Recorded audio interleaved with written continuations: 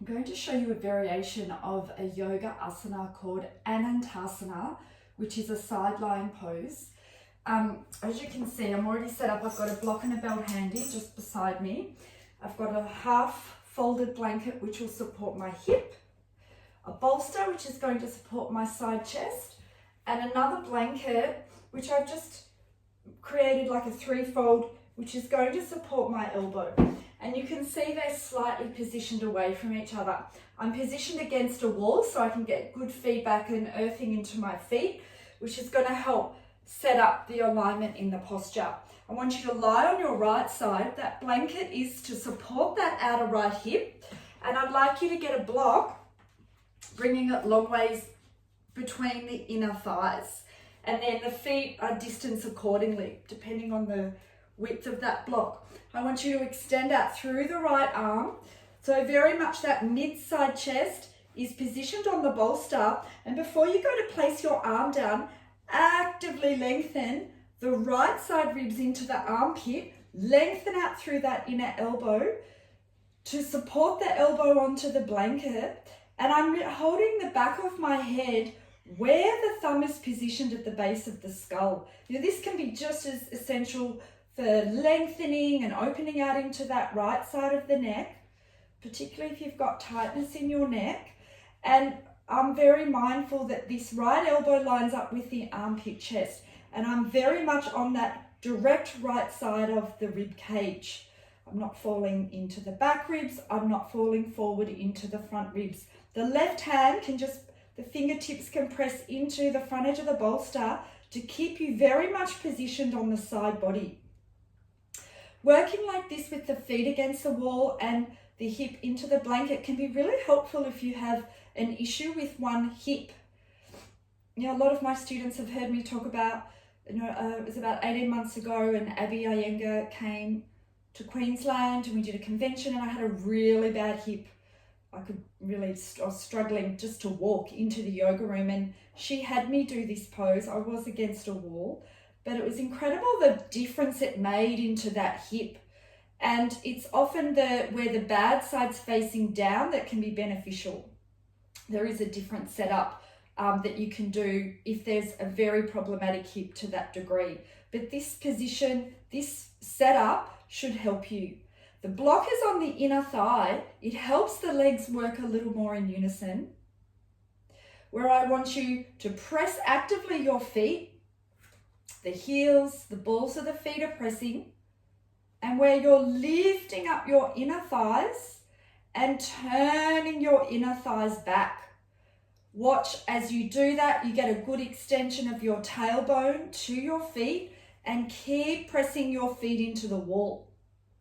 The knees, the quadriceps are lifting, that front pelvic plate, your hip bones at the front, your pubic bone lift up and lengthen up through the navel and the sternum as much as you're getting this extension into the right side ribs, lengthening again into that right elbow. Hold your mid-sacrum in and press your shoulder blades into your back. Just allowing your inhalation and your exhalation here. Can you raise your left arm if your balance is there? Open your left bicep back. Open your left palm away from you. And as you press your feet, as you're holding that block with the outer thighs, lift the block with the inner thighs. Reach your arm over your head. As much as you get the extension in the right side ribs, lengthen from those left bottom ribs, reaching out through your fingertips. Just normal inhalation, normal exhalation. Bringing your arm back, releasing your arm down. Now for the second variation, we're going to take the block away, just position it away from you, and take hold of your belt. I want you to bend up your left leg, bring the left foot just in front of you for a moment, reposition.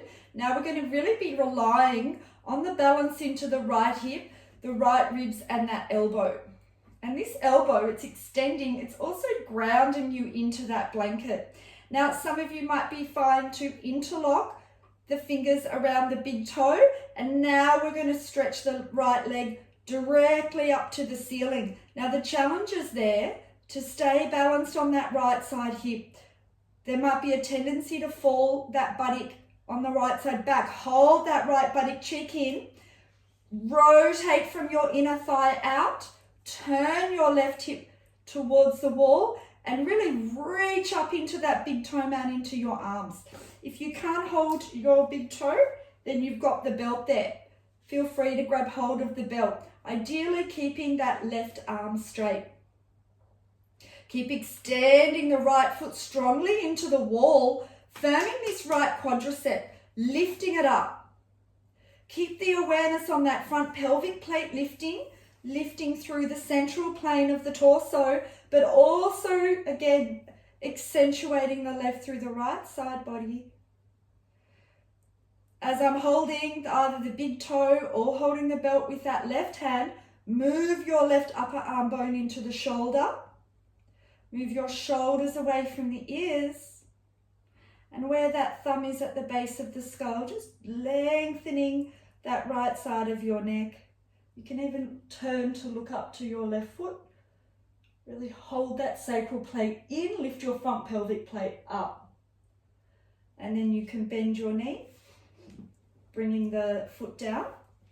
And then to change sides, I'm going to show you from the back this time, just so you can see what's happening in the back body. So we're going to now turn over to the left side. Again, bringing the block to the inner left thigh. You've got your belt there, handy. Bending now the left arm. You can see where my thumb is at the base of the skull. So I'm actively lengthening from that hairline, and move your elbow, if anything, move it back away from you. This very much is opening the armpit chest, promoting lymphatic flow up into that armpit. Don't underestimate the importance of these poses, especially for women, in increasing lymphatic flow in through the left armpit chest and bringing blood flow into the breast tissue. So I'll just show you now from the front. So now on this left side, pressing the feet into the wall, supporting yourself with your right fingertips to the bolster. Feeling the feedback of your feet pressing into the wall. Remember, the feet are as wide as the width of that block.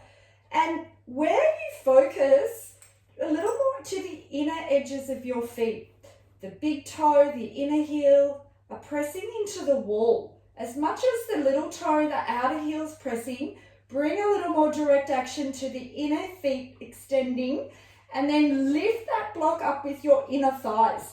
And those of you that have a little more pelvic floor awareness, even if you don't, go to lift up through that perineum, lift that pelvic floor just gently up towards the navel. Lift your front hip bones, lift your pubic bone up. We're also lifting the front quadricep. Hold your mid buttock in. So if we were to draw a line across the sacroiliac joints, I want you to press in there as you extend your tailbone into your heels. Further getting that nice length up through the left side ribs, lengthening out into that left elbow, using that left thumb to lengthen out into the left side of the neck. And then raise your right arm up as you press your feet into the wall. Turn your right palm, turn your right bicep flesh, and you're lifting the block with the inner thighs, lengthening through the sternum. Reach out.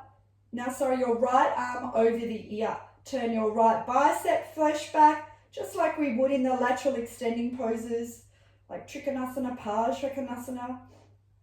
This is very much that Parsvakonasana action where the arm extends over the ear. Try not to let the arm drop. Keep the bicep back. Keep your upper arm bone connected into the shoulder.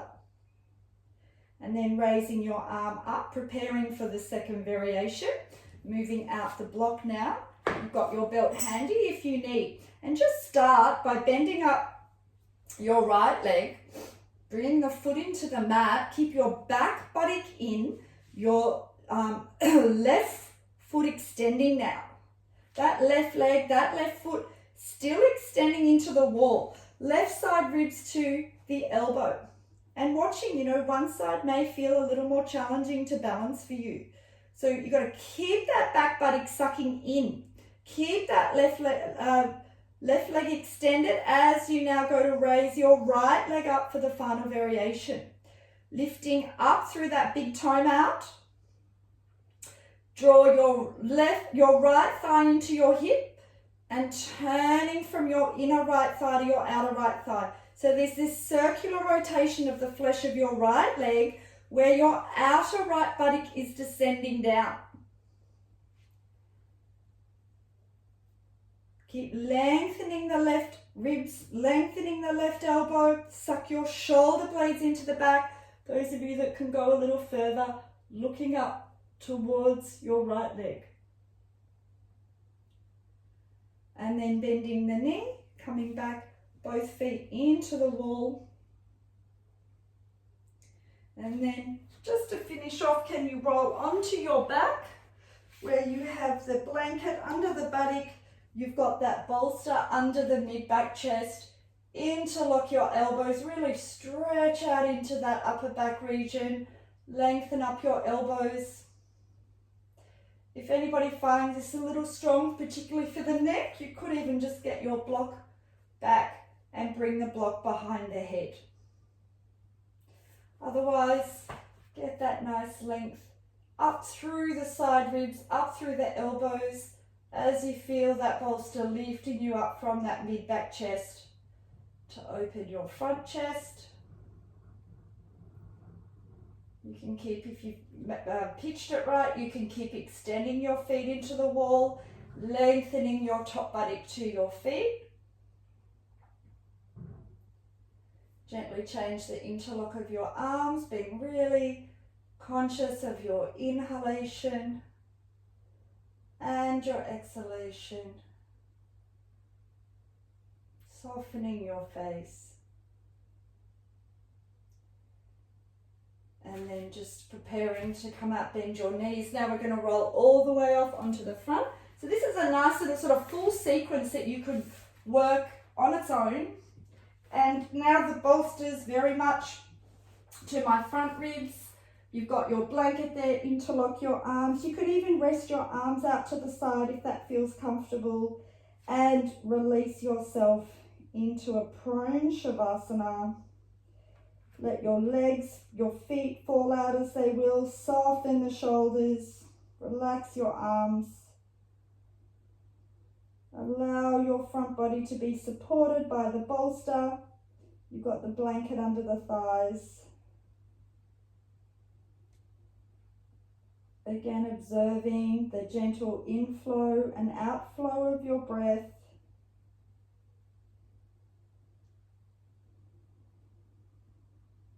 With your next inhalation, can you breathe and inhale, filling out those back ribs.